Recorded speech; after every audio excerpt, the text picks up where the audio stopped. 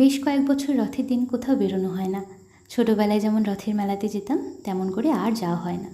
তাই এবছর আমি আর বিট্টু বেরিয়েছিলাম। রাস্তায় বেরিয়ে দেখি দুর্গাপুজোর মতন ভিড়। কিন্তু দুর্গাপুজোর কদিন তো একটু নিয়ম থাকে যে সন্ধ্যা থেকে কারপাস ছাড়া কোনো গাড়ি বাইক বনগাঁর ভেতর চলাচল করতে পারে না। সেক্ষেত্রে কি হয়, গাড়ির চাপটা একটু কম থাকে। আর এদিন তেমন কোনো নিয়ম না থাকার কারণে বাইক গাড়ি টোটো সাইকেল আর পথ চলতি মানুষ একসঙ্গে হয়ে পুরো নাজেহাল অবস্থা। কোনো রকমে অভিযান সঙ্গের মোড়ে জ্যাম কাটিয়ে চলে গেলাম লেন্সকার্টে। আমাদের একটা বিল করানো ছিল। কাজ মিটিয়ে বাটার মোড় হয়ে বাড়ি ফিরতে আর সাহস হলো না, কারণ ওই রাস্তায় মারাত্মক ভিড়। তাই 1 নম্বর রেলগেট পার করে ঘুরে ওপাশ দিয়ে চাকদা রোডে উঠলাম। আমরা সন্ধ্যায় বেরোলেই বাটার মোড় থেকে দই ফুচকা খাই, কিন্তু যেহেতু ওই রাস্তায় আর ফিরিনি তাই আর খাওয়া হলো না।